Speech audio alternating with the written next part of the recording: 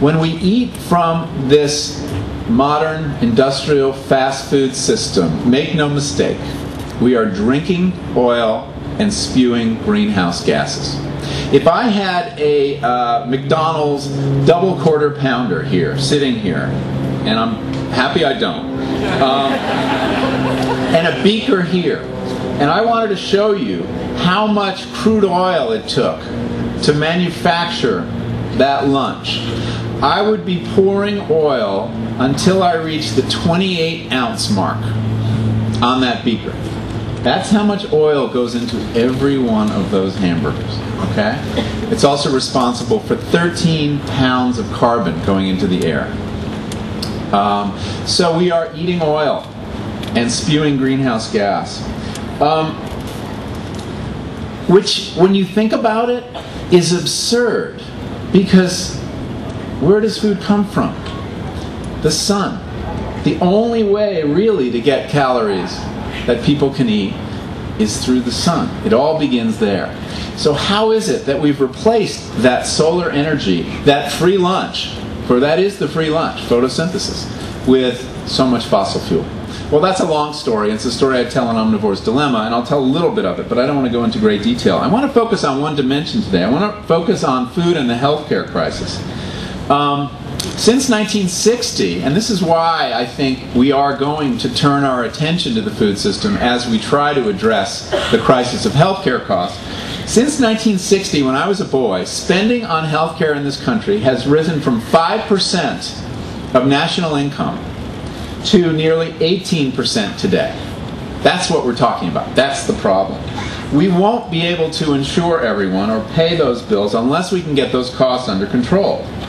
Now, there are many reasons for those costs, and there are inefficiencies and perverse incentives in the system, but make no mistake, more than $500 billion a year is going to treat the chronic diseases linked to diet and lifestyle. Okay? The healthcare cost crisis is a synonym for the catastrophe of the American diet. It really is that simple. And that doesn't even count the costs of antibiotic-resistant bugs, which come out of feedlot agriculture. That doesn't count the cost of cancers due to agricultural pollution. That doesn't count a whole lot of costs. That's just preventable chronic diseases.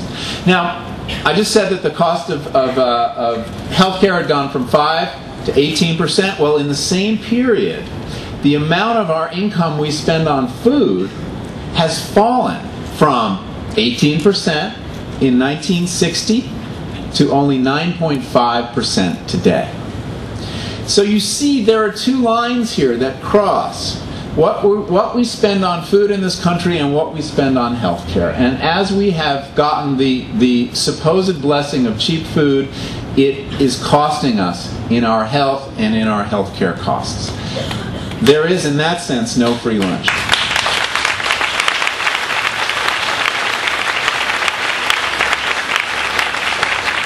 So that's the bad news. The food system is broken. I think there's a growing recognition of that. And our agricultural policies, and I think this is an important point, not our farmers, our agricultural policies are responsible for this state of affairs. Now, that wasn't the intention of our agricultural policies. Their intention were really good. They were designed beginning in the New Deal to rescue farmers from a period when prices had fallen to zero on certain days, when you couldn't sell any corn, any milk at any price. And we started supporting farmers to keep them going so we would have food. And over time, our agricultural policies changed. Their initial purpose was to save farmers, but later on it was to deal with what was, for many years, the biggest public health crisis in America, which was simply not enough calories for people. You'll recall when President Kennedy was elected and Michael Harrington wrote his book on poverty in America, and there was shock to learn how many people were still hungry. And our agricultural policies were designed to produce lots of cheap calories, and they succeeded. Farmers met that challenge. When the incentives were to ramp up production, grow as many bushels of corn and soy, as many gallons of milk as you can, Our farmers, who are ingenious, answered and did that and produced huge amounts of calories. As it turns out, a few too many. But if the goal of food and health, food and farming policy is to advance the public health, as it originally set out to do, our sense of what that is has changed. And I think that's where we find ourselves. The issue now is not just quantity of food or calories. We now know quality matters too, and that we need to increase the quality of our food. And it needs to be produced in a way that is less reliant on fossil fuel, which we can't count on going forward, and also produced in such a way that it doesn't compromise either our long-term health or the health of the environment. So you see, our needs have changed, but our policies and our incentives have not yet. And really, that's what we need to do. So the good news is, though, that, as I said, that Americans are starting to realize the system is broken. Elements of the government realize it's broken, and a movement for reform is building. And we are part of that here today. That's why many of you are here. And the even better news is this, that the same policies we need to reduce agriculture's contribution to climate change and the energy crisis will also dramatically improve public health. There is no trade-off between those two goals. We can make progress on all these fronts at once, make the system safer, more secure, and more sustainable, not only here in America, but in the developing world as well. What we probably won't be able to do again is make food quite as cheap as it has been, or make it something we can ever take for granted again. Now, food reform, how you go about it, it's a big chaotic subject. People are working on lots of different elements of it. You've got people working on school lunch, and people working on community food security, access to fresh food in the inner city. You've got people working on labeling laws, more transparency. You have people working in the organic sector. You've got people working on animal welfare and animal rights. It's a big, chaotic, big tent movement. Sometimes it's a little hard to understand the big picture, but sometimes it's also useful to pull back a little and see whether we can't develop some big guiding ideas that could define that tent under which all those different things are going. The value of having a big guiding idea is it helps you judge lots of smaller ideas and whether they're moving you in the direction you want to go. The reason we have policies, either as individuals or as societies or communities, is so that we don't have to rethink every decision every day along the way. So I want to lay out a framework for that, for reform. And a key feature of it I just want to tell you about first is that it is not zero-sum. It does not pit rural farmers against rural eaters, or the interests of health and the environment against those of farmers, as I think you'll see. Here's the core idea. It's very simple. We need to wean the American food system off of its heavy 20th century diet of fossil fuels and put it back on a diet of contemporary sunshine.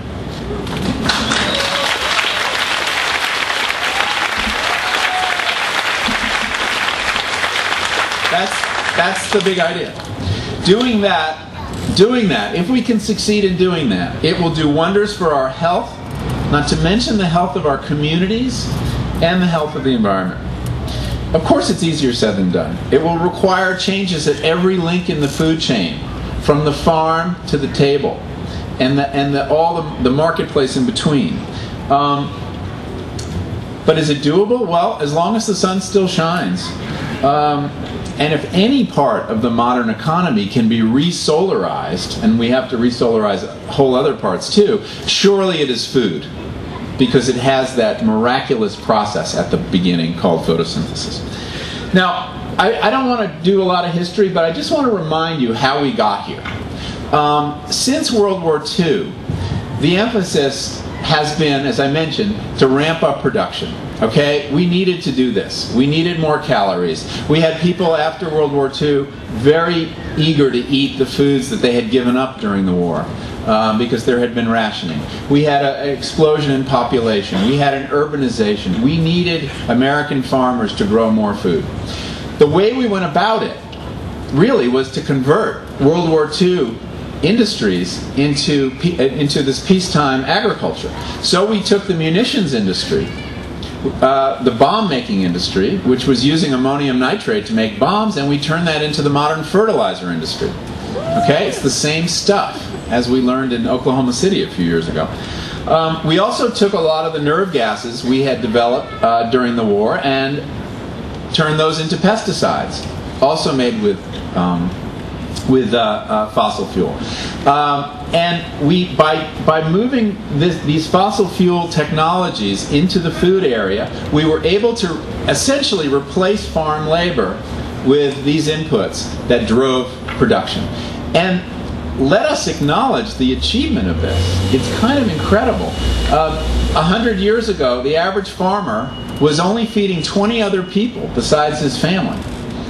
The average corn farmer in Iowa today is feeding 143 other people. These are the most productive humans who have ever lived. But of course they can only be that productive because of cheap fossil fuel. That is really the linchpin of that system. But the achievement is remarkable, and we need to acknowledge that. We need to realize that the fact that you can go into a fast food restaurant and get that bacon double cheeseburger, french fries, and a soda, all 1,000 calories or whatever it is, for less than what you could earn at the minimum wage in 1 hour is, in the history of civilization, quite an achievement. And what that tells us is that the farmers met the challenge we set for them. Now we have a new challenge, because we can't count on that fossil fuel. And we now know that those cheap calories that we were so good at producing aren't necessarily the best ones for us to be eating. So we've learned something, and now we have to change course. So how do we get our food system off of oil? I'm going to outline just the kind of the broad out. I've gone into greater depth in this in some of my writings, and I can point you to it if you want to learn more. But let me just take you through the 3 steps where I think we need action. Okay? The first is on the farm itself. We need to change this set of incentives. Right now, the Farm Bill rewards farmers for growing monocultures. Lots of the same thing. Indeed, the Farm Bill makes it impossible for farmers, corn farmers, who might perhaps want to participate in a market like this and grow fresh produce. They are not allowed to do that. Or they lose, it's no longer corn or bean land. They give up their subsidies to grow real food that people can eat. That's, a shameful situation that needs to be changed. We need to go from subsidies that reward quantity to subsidies that reward quality. We need...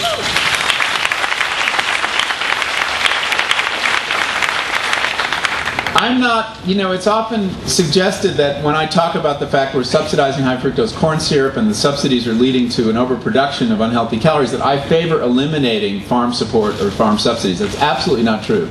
I think what farmers do is so important that we need to support them. We have not had a successful free market in farming ever. And the government will play a role. The question is, what are we supporting? And that's what needs to change. I think we need subsidies that... I'm not a policymaker, okay? And we need other people in this movement who understand policy better than I do. But imagine if we had subsidies that rewarded farmers for how many different crops they have, for how many days of the year their fields are green, and therefore taking in solar energy and turning it into food and carbon in the soil. What if we rewarded farmers for how much carbon they're sequestering every year?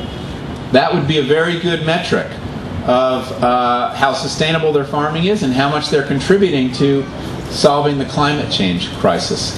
And I think we need to free farmers to grow things besides corn and soy and wheat and rice and cotton. We have plenty of that stuff, and it is not food. It is the raw materials of feedlot meat, high fructose corn syrup, processed foods of all kinds. So we need to change the incentives on the farm. We also need to bring animals back onto farms where they haven't been, and bring crops back onto, we need really to depopulate the feedlots and get those animals back to the farm.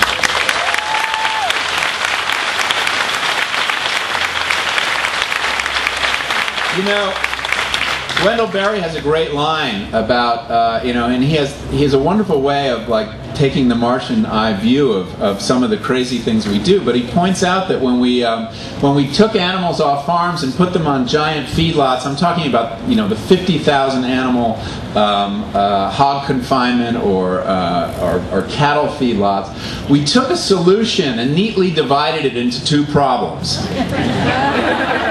And that solution is the closed nutrient loop, where the animals eat crop waste and produce fertility for the farm. And once we separated those two things, we had a waste problem on the farm, and we had a fertility problem. We had a waste problem in the feedlot. Sorry, we were producing what should be a blessing, animal manure, and we had turned it into a toxic waste.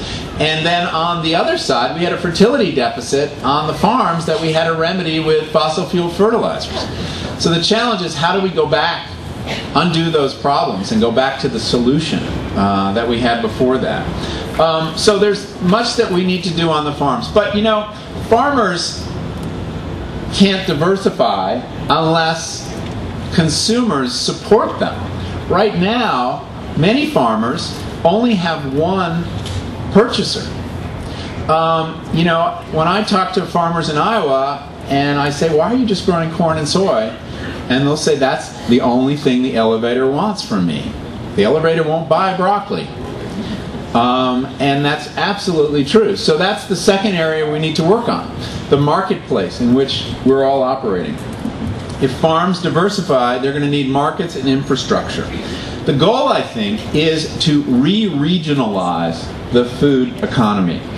That's not exactly the same as saying local. I'm not a locavore, strictly speaking. I think that solution is part of it, but we need somewhat bigger units. We need to be able to support mid-sized farms, not just small artisanal farms. And you do that through a regional food economy, with farms big enough to supply institutions, schools, hospitals, prisons. And I think that's where the important work needs to be done. How can you do that? Well, let me talk about why you do that. Why is that a health matter? Well, there was a very interesting, I had a very interesting meeting with somebody a couple weeks ago in my office. He was an architect from MIT named Ken Kaplan. And he had gotten and again, he's an architect, knows nothing about food, knows nothing about farming, knows nothing about healthcare. But he was hired because he's got this good design head to put together a team from MIT and Columbia at the request of one of the big healthcare insurers, United Health. And they said, we want you to think outside the box and give us some solutions for the problem of childhood obesity. And they went out and looked at all the research on childhood obesity and the whole structure of the American food economy. And they came back with a really surprising and not at all intuitive idea after consulting hundreds of people in this whole area, in several whole areas. And that was that one of the ways, and perhaps the key way to address childhood obesity, would be to promote the concept of a food shed. Now, food shed, childhood obesity, what do these have to do with one another? Well, they felt that by regionalizing the food economy, you could reduce people's dependence on what I call edible food-like substances, processed foods from far away, and make access to real food, fresh produce, milk, cheese, real food, meat, make access to that, especially in the inner cities where the problems are most serious. That you could create a certain amount of sovereignty around food, that regions could have more control over their food destiny and be less dependent on these big buyers of agricultural commodities and processors of foods. And that by promoting the idea of a food shed, not that the food shed would feed all, supply all the needs of a city like Madison, but 60, 70%. That this would have a tremendous impact on health. It's a kind of wild idea, and United Healthcare was like, huh? We have to think about food sheds? We were hoping you'd come up with a pill or something, you know? So there is a lot of work being done in this area, and it's very promising. How do you do it? Well, you do it in many, many ways. You build Four Seasons farmers markets so they can go all year long. You require federal and state and city institutions who spend billions on food to spend some small percent of their spending on food within 100 or 200 miles. A local food procurement can do so much to build this local food economy and support the community and support the local economy. Because right now that Cisco truck is taking your money out of this city and very far away. That money's got to stay here. What else can you do? I got a couple other ideas. Oh yeah, this is not a romantic one, but really important. You need really tough antitrust enforcement in the food industry.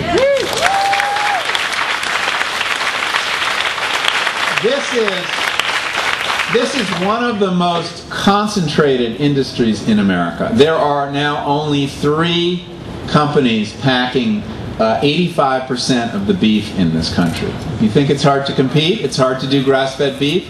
Well, yeah, that's why. And they have a lock on all the slaughter facilities, and they can dictate prices to ranchers.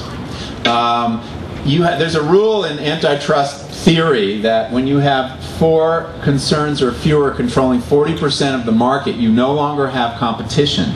And that holds true in seeds, where Monsanto is building a huge monopoly, in fertilizer, in grain milling, in dairy, in retailing, in beef, pork, chickens, and animal feed.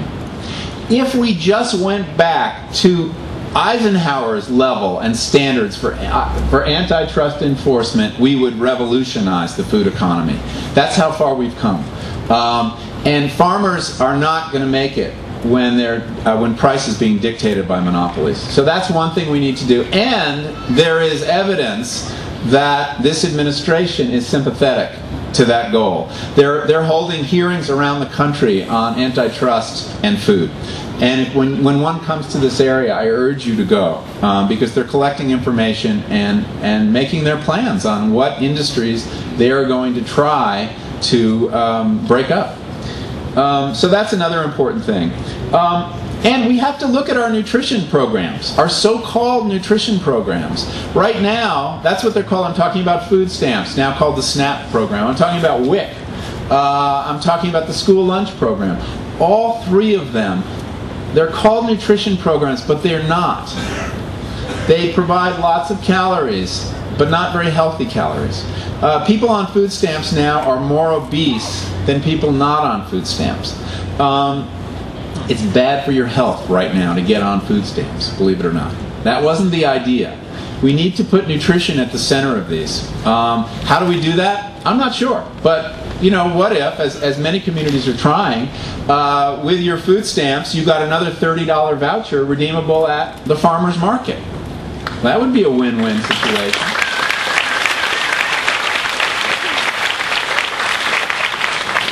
So there's a lot of creative thinking in that way, to use the nutrition programs to build up local food economies and put healthier food on people's plates. Because the problem is, if you don't have a lot of money and you're shopping for food, the rational thing to do is to buy junk food. Because every dollar you have, on the processed food aisles, you can get, for that dollar, 1,200 calories of chips and cookies and soda. But if you go to the produce section, you can only get 250 calories of carrots or broccoli. Okay?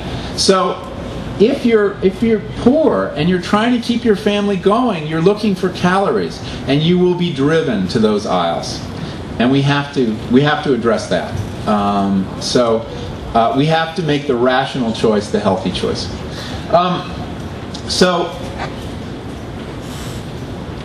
the guiding principle, though, of food sheds is that nations and regions should have some control, some sovereignty over their food destiny, and preserve the ability to feed themselves. This is not a selfish ethic. This is not just for us. We need to be preaching the same idea in the rest of the world. You know, we talk a lot about we need to grow lots of food in America to feed the world.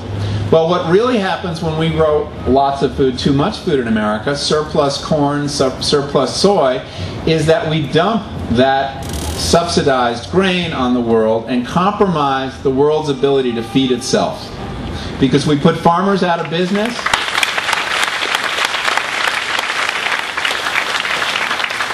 And we saw this in Mexico after NAFTA, when the flood of U.S. corn was admitted. Nearly 2 million Mexican farmers lost their livelihoods. Some of them ended up in the cities, poor, and many of them ended up in this country. This is what drove the wave of immigration over the last 10 or 15 years. So we have to understand that feeding the world is a complicated idea, and the important thing to think about is how can we help the world feed itself?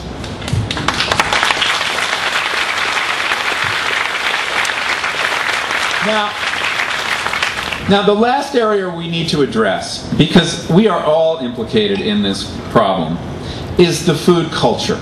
Okay? We are all implicated in a culture of fast, cheap, and easy food that's grown, processed, and moved around with fossil fuel.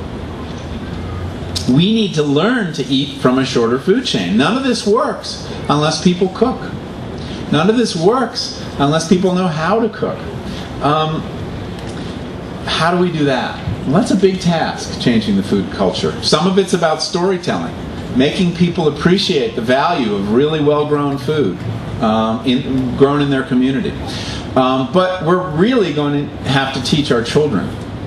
We have to teach our children how to eat lunch. I know Alice Waters was here a few years ago. I think she was here a few years ago. And, you know, she has this wacky idea, or so it sounds, that we should give kids credit for lunch. Academic credit. And when I first heard that, I said, that's pretty wacky. But of course, we give them credit for physical education. What is that not an equally important life skill, to know how to eat lunch, to know what is at stake, what is going on? And, you know, I've come to see her point. I think she's absolutely right. We need to teach children about growing food with gardens in the schools. We need cooking classes.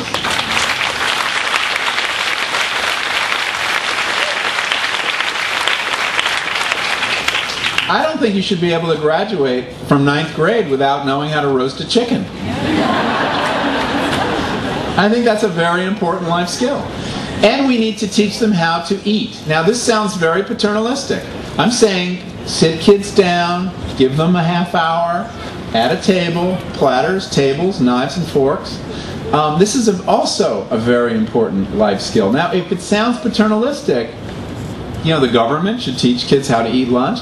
Well, consider that the government is now teaching them how to eat lunch. When you give kids chicken nuggets and tater tots and 10 minutes to eat, you are teaching them a way of eating.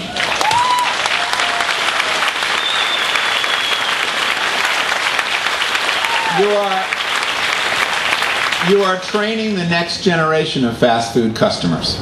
And we need to change the next generation of slow food customers. Now, we need to teach adults too. And one of the ways we do that is more transparency in our food system. What about a second calorie count on every package of food that tells you not just how many fat calories or carbohydrate calories are in it, but how many fossil fuel calories are in it? So you can look at a package of hamburger meat and see, yeah, it's a little cheaper, but geez, 55 calories of fossil fuel for every 1 calorie of meat. And then over here is this grass-fed meat, and hey, it's negative. Or it's got 5 calories of fossil fuel to do 1 calorie of, because all this carbon's been sequestered in the process. And that you could look at a soda and see how many calories of fossil fuel are in it. You know, not everybody would pay attention, not everybody reads calorie counts, but enough people would, and they would be able to make those often very complex decisions. Because there are times when food grown close to you has a bigger carbon footprint than food from far away. And it's important to know when that is true, because food miles are not the last word on this. You've got to look at the whole production system. So, but we have the science. We know how to do that. And I think that would be very useful for teaching us. And then we need, the bully pulpit. We need, I think, on this cultural matter, we need exactly what we're getting from Michelle Obama.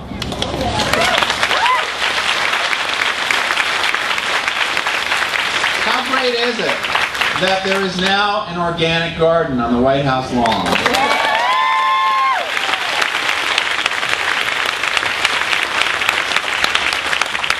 And that the First Lady is speaking out regularly about the importance of fresh food, real food, getting away from processed food, and the importance of cooking for your family. She is, in a way, kind of redefining slightly our understanding of what it means to be a good parent. That includes cooking real food for your kids. That being a good parent is not necessarily taking your kids to McDonald's whenever they want to go. But it is like reading to your kids, a very important function of parenting. She's getting that message, of course. And I think she's raising consciousness about school lunch, and she has made this her issue. And I think that that's a very important thing. Gardening is not trivial. Gardening is a part of the solution. Gardens do a lot. They produce lots of healthy food. For people who say, I can't afford to eat organically, well, if you've got space for a garden, you can. The National Gardening Association just issued a study where they said a $60 investment in a home garden can yield $200 worth of fresh produce. That you will not find produce that is more nutritious, fresher, more delicious than the food you can grow yourself. At the same time, you'll be sequestering carbon. You'll be getting exercise without getting in your car to drive to the gym. And you will be, to paraphrase Wendell Berry again, breaking the hold of that cheap energy mindset that is telling you every day that you can't do anything for yourself, that you need an expert somewhere far away to entertain you, to feed you, to clothe you, to do everything for you. When you start using your body in support of your body by growing just a little bit of food, you realize that, you can do something for yourself. You don't need fossil fuel to make a move. So I think that's a really important, and it is a reminder how much is given. That the sun still shines down on our yards, and photosynthesis can still work its wonders wherever it does. It is the ultimate reminder of the free lunch in your yard every day. So, in conclusion, what happens now? Well, nothing unless we organize and bring pressure. Much stands in the way. Opposition is building. The kind of protests that we saw on Thursday are happening all over the country now, when I speak and when other people speak. The industry has woken up and taken notice. We're going through those stages that Gandhi talked about, of being ignored and then being ridiculed and then being fought. We're entering the fight stage.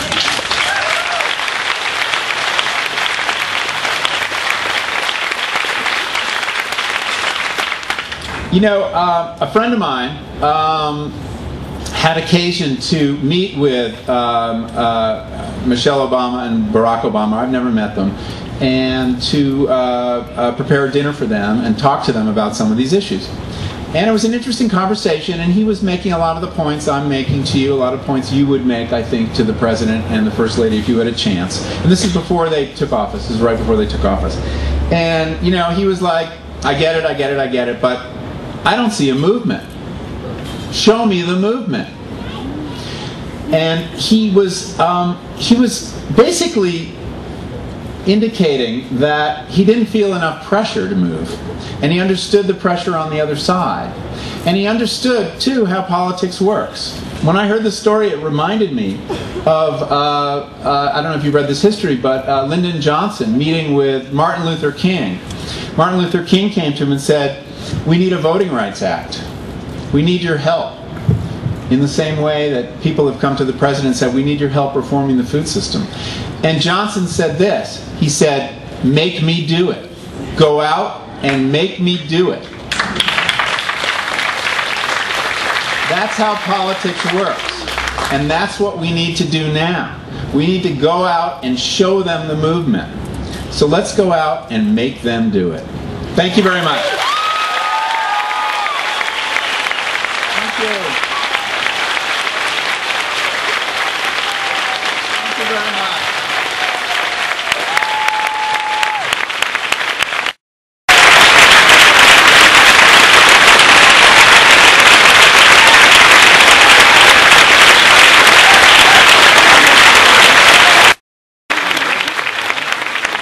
Very much.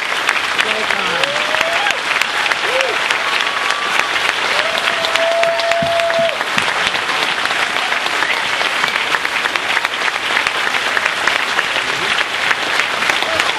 Thank you so much. Okay, we have time for a few questions, and Michael has graciously agreed to answer some. We have microphones, however, and please make sure you have a microphone so everyone can hear the question, so Michael can hear the question.